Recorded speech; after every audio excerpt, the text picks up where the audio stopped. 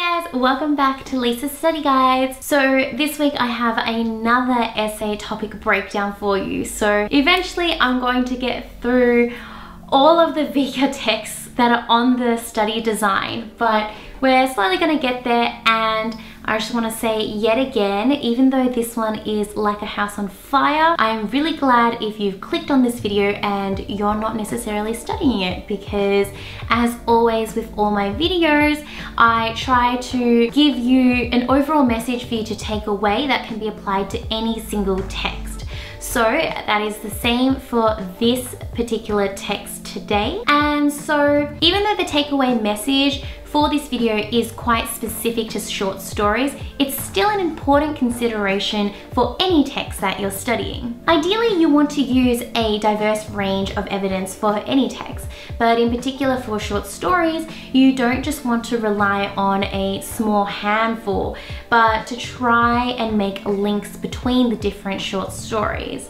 So let's see what that means on the other side of this quick overview of the text. Like a House on Fire is a collection of short stories by the author Kate Kennedy. And unlike a lot of other texts on the study design, this book portrays a lot of very domestic situations, which seems fairly boring compared to some of the other texts that other students might be doing. However, I'm really excited about this text because the short stories are great. Not because they have groundbreaking premises, which they don't, but because of how effortlessly and deeply emotive they are. So the domestic scenarios actually help us relate to the characters in the stories and empathize with the complexity of their experiences. The essay topic we'll be looking at today is, in Like a House on Fire, Kennedy finds strength in ordinary people. Discuss. Here the term which you really have to think about is strength. We already know that she depicts the story of ordinary people, of people like you or me, or even just people who we may know. But does she find strength in them? It could be physical strength,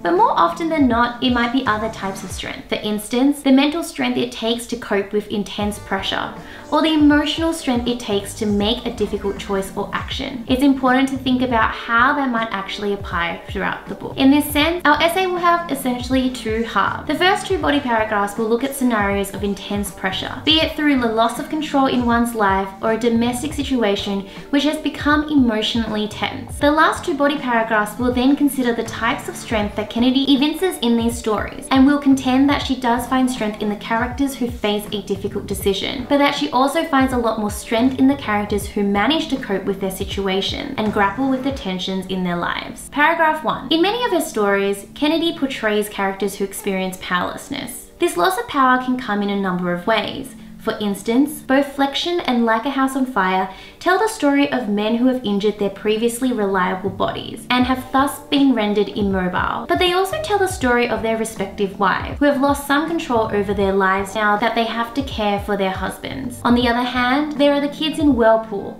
whose mother insists that they dress a certain way for a Christmas photo. Her hand on your shoulders, exerting pressure that pushes you down. Kennedy's use of second person really makes you feel this pressure that keeps you from going out to the pool you so desperately desire to be in. Evidently, powerlessness is an experience that comes in many shapes and forms in several stories. Paragraph 2. In addition to this, Kennedy explores other emotional tensions across the collection, subverting the idea that the home is necessarily a safe sanctuary. This is where she really goes beyond just the idea of powerlessness, but actually jumps into scenarios that are much more emotionally complex. In Ashes, for instance, we see the homosexual protagonist struggle with feeling useless and tongue-tied, embarrassed by the floundering pause between his mother and himself. There is a significant emotional hurdle there, which is particularly poignant given that mothers are usually considered a source of safety and comfort for their children. Kennedy's story of domesticity actually subvert or question what we might think of the domestic space shared by family members. If you have the Scribe edition of the book, the artwork on the cover will depict a vase of wilting flowers, an empty picture frame, and a spilt cup of coffee. These are all visual symbols of an imperfect domestic life. A similar rift exists between husband and wife in both $5 Family and waiting. The women find themselves unable to emotionally depend on their partners. While Michelle in $5 Family despises her husband's startled, faintly incredulous expression and inability to care for their child, the protagonist in Waiting struggles to talk about her miscarriages with her husband, who is already worn down as it is. Kennedy takes these household roles of mother, son, husband, wife, and really dives into the complex shades of emotion that lies within these relationships. We realize through her stories that a mother can't always provide comfort to a child, and that a husband isn't always the dependable partner that he's supposed to be. 3. However, Kennedy does find strength in some characters who do take a bold or courageous leap in some way. These are really important moments in which she is able to show us the strength that it takes to make these decisions, and she triumphs, however small or insignificant that can be achieved. A moment that really stands out to me is the ending of Lemonix and Mirrors, where the protagonist rebelliously smuggles a hospital patient out for a smoke, only to have to take him back into his ward through the main entrance, and therefore get them both caught. She recounts his experience as the one I remember most clearly from the year I turned 18.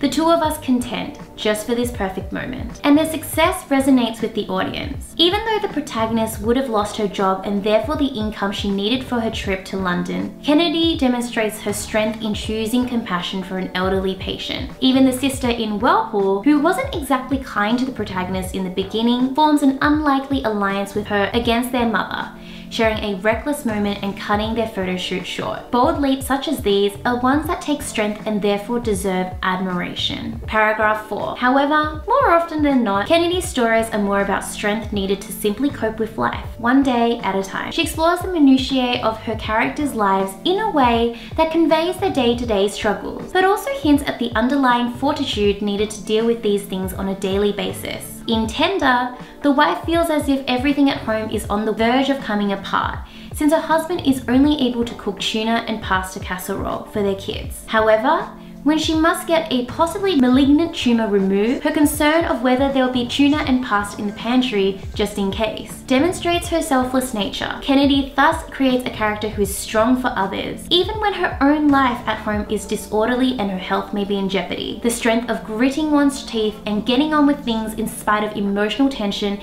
is a central idea across this collection, and many other examples are there for you to consider as well. And so we come to the end of our essay.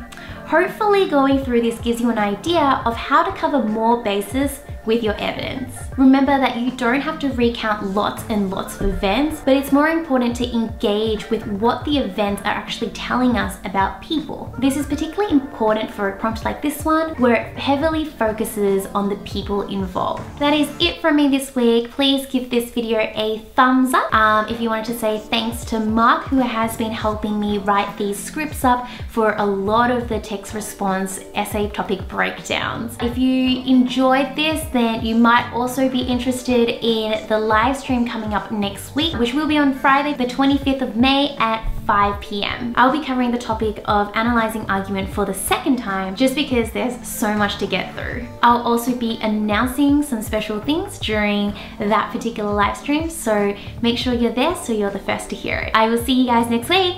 Bye!